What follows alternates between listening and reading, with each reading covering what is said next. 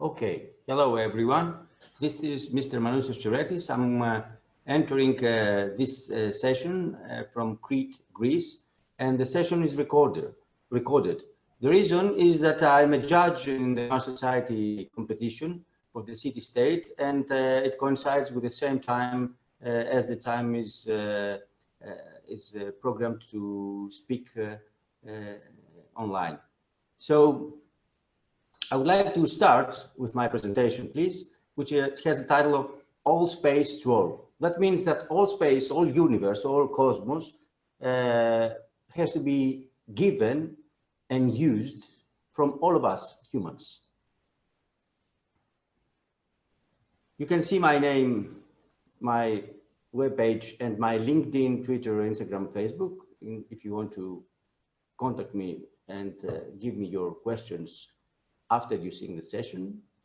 I would prefer them in writing, no calls or Facebook messages or messages on LinkedIn, so I can answer you exactly on the exact question that you will pose me.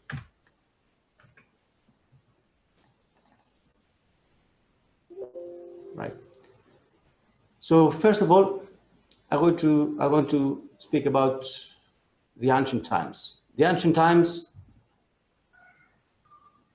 of the Minoans, that they were seeing the universe as a tool that helped them travel around the Earth, around the space, on the flat surfaces of the Earth and the sea.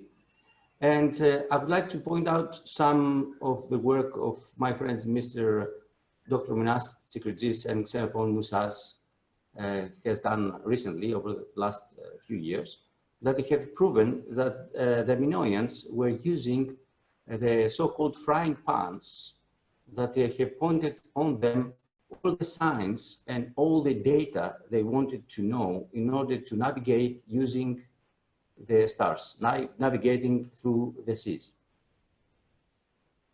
You can read about all these details because we have a limited time to analyze all the details on them on the papers that you will see on at the end of this presentation. This is the Antikythera Mechanism, which is the oldest computer of Cosmos. And it comes from the 2nd century BC. There's a lot of work being done on this one. And the item actually is the first computer that does computation about the stars and how they interrelate their movements and what the humans can benefit from the use of this computer. Right, here we have at the top an ancient Minoan ship from 1500 BC that was found in Santorini, Thera. And at the bottom, we have the exact replica of this ship that was constructed and tested on open sea during a 210 nautical miles trip at the 2004 Athens Olympics. The trip was from Crete to Piraeus, near Athens, and I was privileged to be part of this crew rowing the ship for 210 nautical miles. This ship was constructed from scratch with the materials of the time and the technology and the science known at the time. It's something really, really special in the naval world. And it proves that with this ship, the ancient Minoans could actually travel on seas from all around the world. Here is the proof of that. It's a recent proof that we have from the findings that have been found in the United States area in northern Canada, which prove that the Minoans, with the ships that they were constructing, they could travel all around the globe, really. Now we come to the modern days. Over the last maybe 60, 70 years, we can see here an array of spaceships, space machines, launchers that have been developed and successfully worked on any kind of work that we wanted to do in space. It's just a list of them. There are many more of them, but as you can see, some of them are the Saturn family, the Proton, the Soyuz, the X-15 on a B-52. We have the Space Shuttle Orbiter. We have the Shenzhou spacecraft and the Tiangong. We have the Spaceship 1, Spaceship 2, Atlas, the ITS, the Orion, the Ankara. At the bottom of the presentation is something really new and totally different from what is already being done over the last 70 years, which involves a launcher or a launched system from an airplane. The system below is called Skylon spacecraft, and it is based on Sabre synergetic air-breathing rocket engine. This engine actually is an engine that is an air-breathing engine and a rocket in the same time. With this engine, the spacecraft can be used as an aircraft and take off and land from airstrips, from airways, from runways, and go outside the atmosphere, enter space, deliver cargo or whatever, and return back and land again as a normal airplane. This kind of solution is potentially the cheapest solution of all the previous solutions that have been done. So I list here a table of the costs of the various solutions already existing or nearly achieved. As you can see, the conventional boosters deliver a $10,000 per kilogram solution to send something to space. The Falcon 9 expendable brings that down to $6,000 per kilogram. The Falcon 9 reusable, the first stage, brings it down to $3,000 per kilogram. And the Falcon 9 reusable is $2,000. The Starship brings it down to $250 per kilogram. Now, the reaction engines with the system Skylon Sabre vehicle is actually at $10,000 per kilogram, with an exception that we will see further down. The Falcon 9 here, the Falcon 9 reusable, with 10 launches, 10 flights of the Falcon 9 can bring it the cost of the space delivery of 1 kilogram to $200. The Starship times 10 flights can take it down to $25 per kilogram. Now, the reaction engine Skylon Sabre vehicle, which is 100 maybe more times, because it's an airplane and can be reused and reused and reused again and again and again, can bring down the cost to $10 per kilogram. So that's, especially the three last solutions, can bring the cost of space travel down to the limit that we can do absolutely anything we want with space in terms of delivering people, cargo, or whatever. So let's do a comparison now between nature and human technology. The modern successful human use systems of space science and technology goes like that. There is an aircraft, the Antonov Mirya, Antonov 225, which is the strongest lifting power aircraft that needs 100% of its body weight in fuel for a 16-hour flight. Then it's nature, the golden eagle. The golden eagle is the strongest lifting power bird in nature or kingdom, and it needs just 10% of its body weight in food for a 16-hour flight. So the conclusion from this comparison is that we are 10 times less efficient than nature in flight lifting abilities, and there is huge way of improvement ahead. Please note that the insect efficiencies have not been considered. Right, now, the space mission types. What are the space mission types? The space mission types are the unmanned missions for exploration, exploitation of Moon, Mars, asteroids, black hole space in general.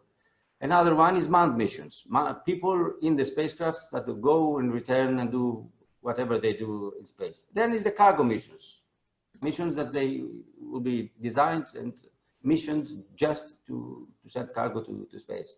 And then is the Earth or other settlement protection missions. It's another mission, it's security and safety missions. And then is space tourism.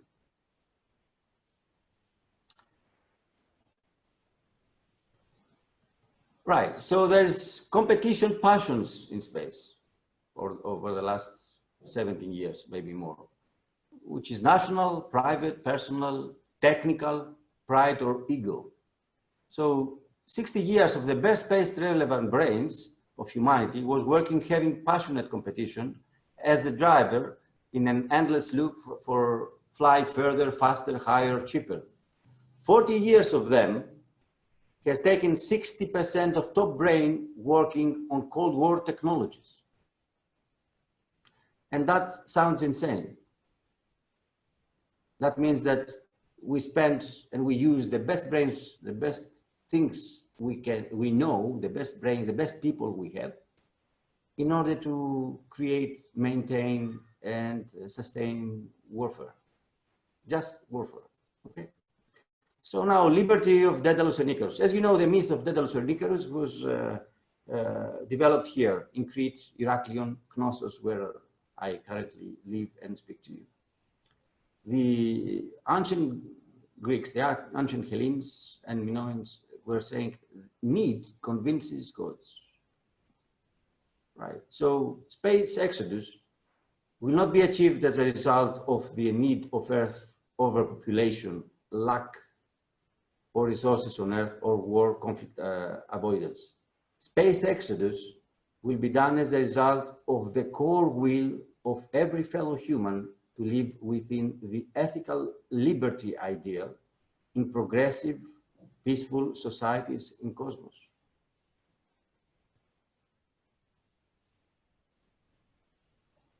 So now there is a trilemma, a mentality mindset choice. So far so good, but for serious Moon, Mars, space, humanity exodus, there is a critical trilemma to be answered from all as to concentrate and focus all possible human power and power we can achieve to prevail successful and enter a more ideal level of being to the one we have historically achieved so far. So the first part of the trilemma is, shall we neglect space-saving procedure and continue auto-destruction, fighting between us via modern fake controversies, devising vicious plots between nations or private company materialistic profit interests or cryptic public institutions? This happened for about 3,000 years as far as history and archaeology tells. So that was the first part of the trilemma. The second part of the trilemma, the second leg of the trilemma, is shall we use space as a resource competition fantasy minefield for our passions fulfilling, like lust of curiosity, gluttony for resources control, greed for wealth in comparison with others, sloth for doing less for more, wrath responses against others' disliked actions, envy of others' achievements, or pride that we did something special. and others not. This happened for about a century regarding space only. So now is the third part of the trilemma. Shall we peacefully prevail to the universe with the participation of all for the kindest benefit of all? There is infinite room for everyone and all together at once. This is what will take us there. More than three mentalities, mindsets, are pragmatically coexistent in our lives. We every day live that. The two first are impeding the right third one. They block it. Maybe 95% of our efforts to become multiplanetary inhabitants is wasted through the two impeding mentalities and ways of being. That is why humanity have not achieved the potential needed to accumulate the powers and resources to do it fast, do it successfully, and do it for all. So the true right choice though, is choice number 3, which leads to the solution, all cosmos to all now. Right, so here is a sort of vision of Asteris SA, which is an under construction organization that thinks to work about space too, as well as aeronautical engineering and inventions, innovations on aeronautical and aerospace. So the 5 functions of that organization that is needed in order to do the work to direct humanity, the 8 billion living beings of this earth, to space, needs an international space organization. 1, solid international space organization. We need to establish ISO with eventual distributed participation of all nations, states, space investors under a common global constitution made to fulfill sustain the scope of moving humanity to expand and progress to space. Direct all data, all space data, information, knowledge, and resources to the common human scope. The second thing is that we need an international space policies organization, ISPO, devising political innovative system for space use and applied gradually on human mentality. The system must be able to transfigurate continuously itself according to the necessary needs to sustain prosperity anywhere in space under all circumstances. Bring all fellow humans to repentance mental condition regarding space use for the benefit of all humanity on Earth and space environment, as well as near and far space. Okay. Work to bring back the original ideal standard mindset state regarding space. This was developed from the Minoans, had been delivered more or less to all human cultures and citizens. And I want to say a bit more on that. Minoans traveling for thousands of years around Earth, they were delivering the way of actually living, the way of thinking, the way of doing things for the benefit of all. If someone checks all their existence, will very easily understand how they were doing it and how they put their minds first in order to progress using technology and using astrology, using science, using nature, using everything that is existent for the benefit of all. So inspiring the elimination of war defense expenses is something else that must be done. Encouraging only peace force military expenses.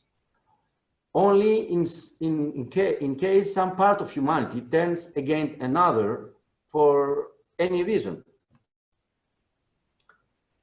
Encourage the establishment of peace ministries to replace the current name defense ministries. that used to be war ministries a century ago. International Space Resource Bank. We need to create a financial investment bank dedicated to generate money with men and women, for men and women, material resources through peaceful practices to support ISO, ISPO programs, as well as all the other functions that our organization needs to do to function. Number 4 is the International Space Technology Organization. This is another leg, another part of the 5. We need to establish a technology organization, an international one, as to set the technical targets for lowest cost per launch, as well as lower cost per person for space exodus, using political, economic, social, technology, environmental, and mental analysis, as well as the SWOT analysis, the known SWOT analysis, strengths, weaknesses, opportunities, and threats, and other available analysis in order to be able to do it technologically the best way for all. The 5th is international space education. We need to educate people in all levels of school, academia, professional, social, about space. Use of all possible methods, modern learning we can offer to transfigurate quickly Earth's people into potential space population. You see, on this convention, there is about 7,000 people attending, and there are maybe a few million of people that they are seriously interested in space, but we are 8 billion. In order to go to space, we need to put 8 billion getting involved into that. We need to do it for all. It has to be for all. So the Asteris 5-in-1 vision and potency is, as we all know well, liberty and liberation of anything impedent and stagnant is an endless relief that all free people want. We labor hard as to elevate our existence from matter to higher moral and higher morals. Liberty uses our intelligence, transforming materials into resources that power this unstoppable natural urge we all are made with. Successful human space expansion is not a matter of competition among entities or individuals.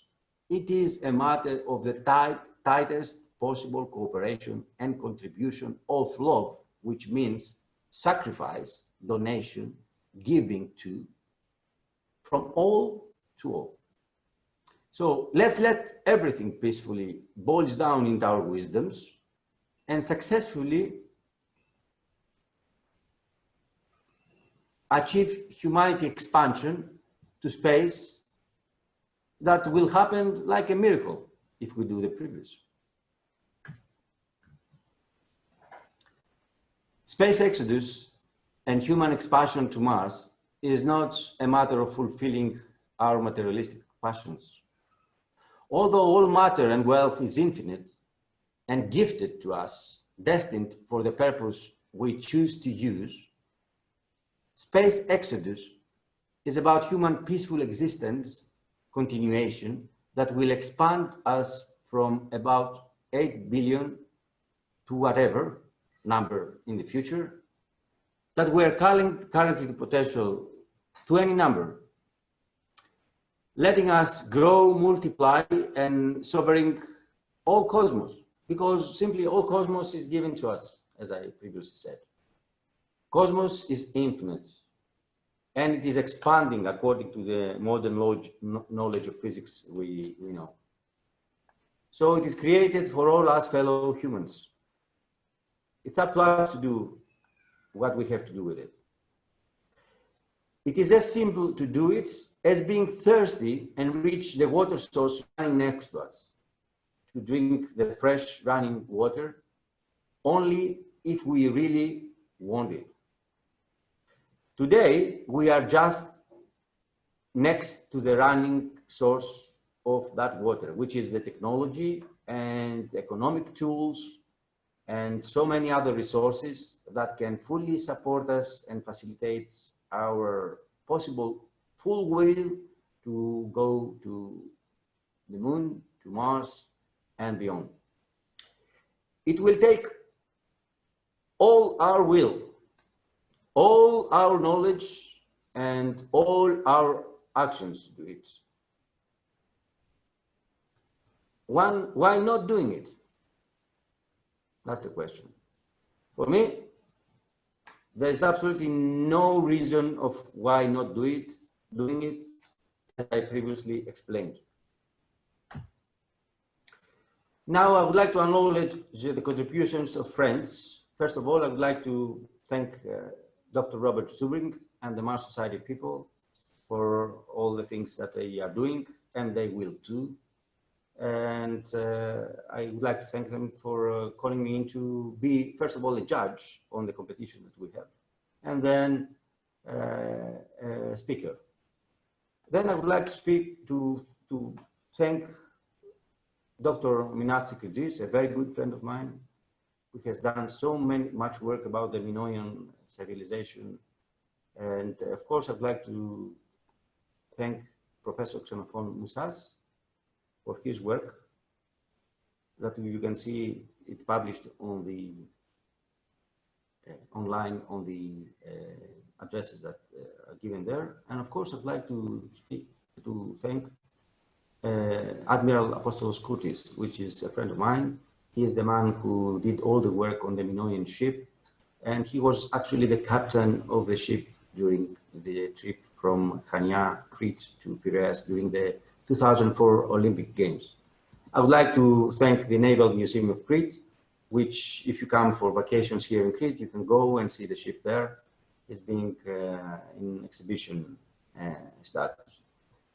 My presentation is based on and has some information taken from my published papers, which is Make Humanity Space Again. In there, you can see all the bits and pieces and details about the things that I didn't have the time within this half an hour to speak to you. So, to all known and unknown who helped with or without their consciousness for any reason and with any way, I would like to send a great and big thanks.